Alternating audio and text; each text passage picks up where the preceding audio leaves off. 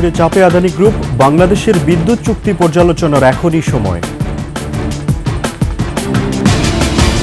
নির্বাচন যত দেরি হবে ষড়যন্ত্র ততই বাড়বে বললেন তারেক রহমান।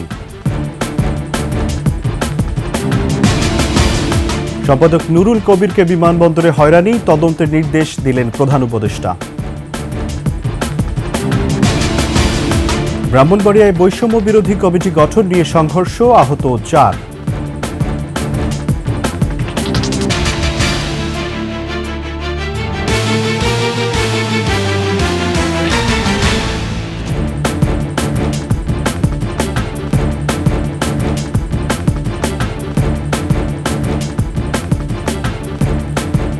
শুনছিলেন সংবাদ শিরোনাম।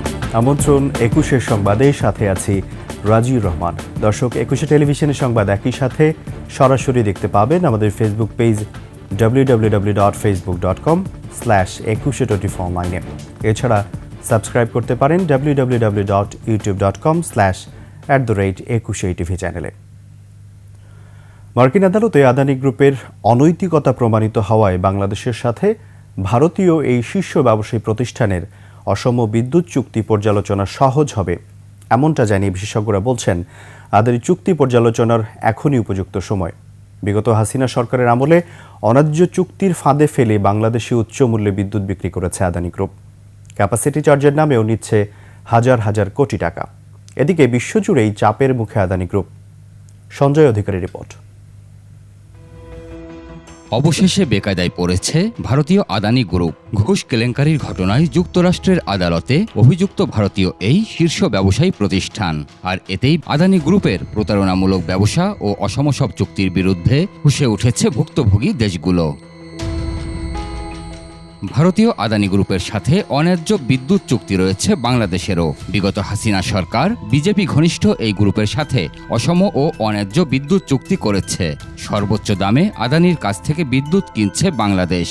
পাশাপাশি চুক্তির দুর্বলতায় বিতর্কিত আদানি গ্রুপকে ক্যাপাসিটি চার্জ হিসেবে পরিশোধ করতে হচ্ছে হাজার হাজার কোটি টাকা। এতে করে চাপে পড়েছে বাংলাদেশের রিজার্ভ। বিদ্যুৎগুলো কেনাও হয়েছে বাজার মূল্যের চেয়ে বেশি দামে, ফলে তার জন্য সরকারের আরও বাড়তি ব্যয় দাঁড়িয়েছে। এই মুহূর্তে বৈদেশিক মুদ্রা রিজার্ভের যে টান, ওই পরিমাণ রিজার্ভ ব্যবহার করার মতো সামর্থ্য আমাদের নেই। এদিকে সৌর বিদ্যুতের কাজ পেতে ভারতীয় কর্মকর্তাদের $250 মিলিয়ন ঘুষ দেওয়ার ঘটনায় গৌতম আদানির বিরুদ্ধে সম্প্রতি গ্রেপ্তারি পরোয়ানা জারি করে নিউ ইয়র্কের আদালত। এ ঘটনা এমন সময়ে ঘটল যখন বাংলাদেশের উচ্চ আদালত থেকেও আদানি গ্রুপের সঙ্গে করা 1600 মেগাওয়াট বিদ্যুৎ সরবরাহ চুক্তি নিয়ে তদন্তের নির্দেশ আসে।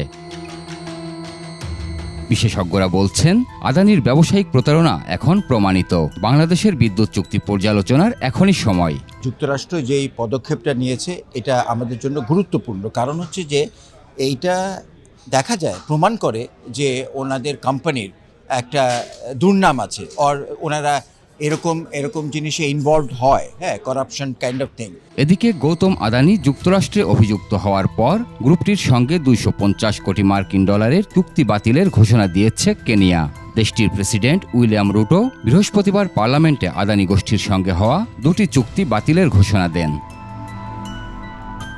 জ্বালানি বিশেষজ্ঞরা বলছেন বিভিন্ন দেশ সোচ্চার হওয়ায় আদানির কাছ থেকে কেনা বিদ্যুতের উচ্চ মূল্যের বিষয়েও তাদের ওপর এখন চাপ প্রয়োগ করতে পারবে বাংলাদেশ। তাদের এগেনস্টে যে কোর্ট অর্ডার হয়েছে, আমরা কিছু সুযোগ সুবিধা আদায় করা উচিত, আমাদের কন্ট্রাক্টটা যেন শুধরানো যায়। তবে চুক্তি বাতিল না করে পুনর্মূল্যায়নের মাধ্যমে বাংলাদেশের হিস্সা বুঝে নেওয়ার পরামর্শ তার। সঞ্জয় অধিকারী, 21 টেলিভিশন, ঢাকা। বিএনপির ভারপ্রাপ্ত চেয়ারম্যান তারেক রহমান বলেছেন, নির্বাচন যত দেরি হবে দেশের বিরুদ্ধে ষড়যন্ত্র ততই বাড়বে। বিতাড়িত স্বৈরাচার বিদেশি প্রভুদের নিয়ে ষড়যন্ত্র চালিয়ে যাচ্ছে বলে অভিযোগ করেন তারেক রহমান। আর বিএনপির মহাসচিব মির্জা ফখরুল ইসলাম আলমগীর বলেছেন, দেশ বাঁচাতেই নির্বাচন চায় বিএনপি। চুয়াডাঙ্গা প্রতিনিধি আতিয়ার রহমান ও রাজশাহী প্রতিনিধি বদরুল হাসান লিটনের তথ্যচিত্রে ডেস্ক রিপোর্ট। 14 বছর পর চুয়াডাঙ্গায় বিএনপির দ্বিবার্ষিক সম্মেলন। প্রধান অতিথি হিসেবে ভার্চুয়ালি যুক্ত হন দলের ভারপ্রাপ্ত চেয়ারম্যান তারেক রহমান। আগামী দিনগুলো প্রত্যেকটি দিন বক্তব্যে তারেক রহমান বলেন, বিদেশি প্রভুদের নিয়ে দেশের বিরুদ্ধে প্রতিনিয়ত ষড়যন্ত্র করছে বিতাড়িত স্বৈরাচার। যেই স্বৈরাচারকে জনগণের অভ্যুত্থানের মাধ্যমে হটিয়ে দেওয়া হয়েছে। সেই স্বৈরাচার কিন্তু বসে নেই, সেই স্বৈরাচার কিন্তু তাদের ষড়যন্ত্রে তাদের দেশি বিদেশি প্রভুদের সাথে মিলে বসে ষড়যন্ত্র করেই যাচ্ছে। অন্তর্বর্তী সরকারকে নিরপেক্ষ নির্বাচন আয়োজনের তাগিদ দিয়ে তারেক রহমান বলেন, প্রস্তাবিত সকল সংস্কার বাস্তবায়নে প্রয়োজন নির্বাচিত সরকার। সকল সংস্কারের বাস্তবায়ন একমাত্র সম্ভব শুধুমাত্র একটি প্রকৃত নির্বাচনের মাধ্যমে, যদি প্রকৃত জনপ্রতিনিধিরা নির্বাচিত হয়। মির্জা ফখরুল ইসলাম আলমগীর বলেন, দেশ রক্ষা ও জনগণের ইচ্ছে পূরণে নির্বাচন চায় বিএনপি। নির্বাচন দরকার এই জন্যে এখন চতুর্দিক থেকে ষড়যন্ত্র চক্রান্ত হচ্ছে। এই চক্রান্ত ষড়যন্ত্রকে মোকাবেলা করতে পারে একমাত্র জনগণ, আর সেই জনগণের প্রতিনিধিত্ব পার্লামেন্টই পারে তাকে সুষ্ঠুভাবে সামনের দিকে। এদিকে বিকেলে রাজশাহীতে এক কর্মশালায় ভার্চুয়ালি যোগ দিয়ে বিএনপির ভারপ্রাপ্ত চেয়ারম্যান তারেক রহমান পতিত স্বৈরাচারের ষড়যন্ত্র মোকাবেলায় দলের নেতাকর্মীদের জনগণের সাথে থাকার আহ্বান জানান। যদি তাদের ষড়যন্ত্র সফল হয়, আপনার এই কেস তো উঠবেই না, বরং এই কারো 10টা থাকলে ওই দ্বিগুণ হয়ে জ্যামিতিক হারে 20টা হয়ে যাবে, সেই সম্ভাবনাও কিন্তু আছে। 31 দফার মধ্যে আরো রাজনৈতিক দল যারা গণতন্ত্রে বিশ্বাস করে, মানুষের ভোটের অধিকারে বিশ্বাস করে, মানুষের অর্থনৈতিক মুক্তিতে বিশ্বাস করে, তাদের সকলের সম্মিলিত চিন্তার সমষ্টিগত ফল হচ্ছে এই 31 দফা। বিএনপি ক্ষমতায় গেলে সব ধরনের বৈষম্য দূর করা হবে বলেও মন্তব্য করেন তারেক রহমান। আমাদেরকে এই বিষয়টা অ্যাড্রেস করতে হবে। সমর ইসলাম, ডেস্ক রিপোর্ট, 21 টেলিভিশন। শাহজালাল আন্তর্জাতিক বিমানবন্দরে দৈনিক নিউজ সম্পাদক নুরুল কবিরের সঙ্গে অসৌজন্যমূলক আচরণের বিষয়ে তদন্তের নির্দেশ দিয়েছেন প্রধান উপদেষ্টা। প্রধান উপদেষ্টার প্রেস উইং থেকে পাঠানো বার্তায় একথা জানানো হয়। সম্প্রতি শাহজালালে হয়রানির শিকার হন সম্পাদক নুরুল কবির।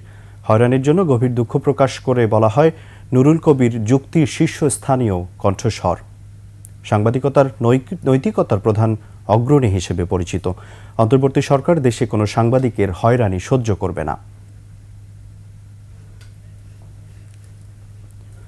কমিটি নিয়ে বিরোধের জেরে ব্রাহ্মণবাড়িয়ায় বৈষম্য বিরোধী ছাত্র আন্দোলনের শিক্ষার্থীদের দুই পক্ষের মধ্যে সংঘর্ষ হয়েছে।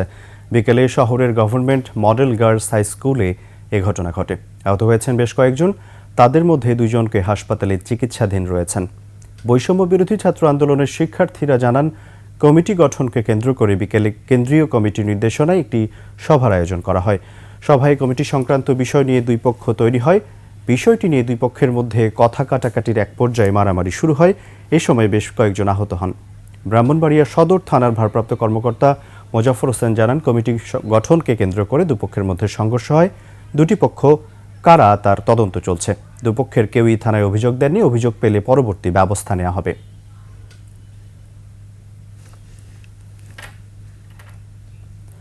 নিচ্ছি সংবাদ বিরতি। যখন ফিরছি তখন অন্যান্য সংবাদের সাথে আরও থাকবে। সিরিয়ায় হিজবুল্লাহর শীর্ষ কমান্ডার নিহত, নেতানিয়াহুর বিরুদ্ধে গ্রেপ্তারি পরোয়ানা কার্যকর করবে ব্রিটেন। আবার আমন্ত্রণ 21 সংবাদে। বাণিজ্য উপদেষ্টা শেখ বশির উদ্দিন বলেছেন, বিগত আওয়ামী লীগের শাসন আমলে শিল্প কারখানায় গ্যাস সংযোগের জন্য রাস্তা কাটার অনুমতি পেতে তাকে 20 কোটি টাকা ঘুষ দিতে হয়েছিল। এই ঘুষের টাকা পৌঁছে দিতেও এক ব্যক্তিকে ঘুষ দিতে হয়েছিল তাকে। শনিবার রাজধানীর গুলশানের একটি হোটেলে বাংলাদেশ চেম্বার অব ইন্ডাস্ট্রিজ আয়োজিত এক সেমিনারে এসব কথা বলেন বাণিজ্য উপদেষ্টা। শেখ বশির উদ্দিন জানান, গ্যাসের জন্য জ্বালানি প্রতিমন্ত্রীর বাসার সামনে বৃষ্টিতে দাঁড়িয়ে থাকতে হয়েছে। তার কাছ থেকে অনেক লেকচার শুনতে হয়েছে, ন্যূনতম সম্মান পর্যন্ত পাননি। তবে এখন আর কাউকে টাকা দিতে হবে না। ব্যবসায়ীদের নির্দ্বিধায় বিনিয়োগের আহ্বান জানান তিনি।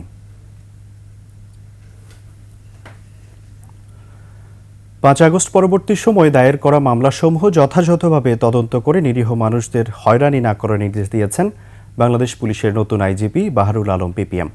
শনিবার পুলিশ হেডকোয়ার্টার্সে দেশের সার্বিক আইনশৃঙ্খলা ও নিরাপত্তা সংক্রান্ত মতবিনিময় কর্মকর্তাদের তিনি এই নির্দেশ প্রদান করেন।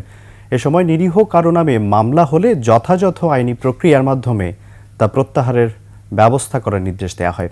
এছাড়া জনগণের সাথে জনসংযোগ বাড়াতে মাঠ পর্যায়ে পুলিশের কর্মকর্তাদের নির্দেশ দেন পুলিশ প্রধান। পুলিশ সদস্যদের মনোবল বাড়াতে metropolitan police commissioner, range DIG এবং জেলার পুলিশ সুপারদেরকে ফোর্সের সাথে নিয়মিত মতবিনিময় করারও নির্দেশ দেওয়া হয়। শেষ করছে 21 সংবাদ। যাওয়ার আগে সংবাদ শিরোনামগুলো আরও একবার। বিশ্বজুড়ে চাপে আদানি গ্রুপ, বাংলাদেশের বিদ্যুৎ চুক্তি পর্যালোচনার এখনই সময়। নির্বাচন যত দেরি হবে ষড়যন্ত্র ততই বাড়বে বললেন তারেক রহমান। সম্পাদক নুরুল কবিরকে বিমানবন্দরে হয়রানি, তদন্তের নির্দেশ দিলেন প্রধান উপদেষ্টা। এবং ব্রাহ্মণবাড়িয়ায় বৈষম্য বিরোধীদের কমিটি গঠন নিয়ে সংঘর্ষ, আহত 4।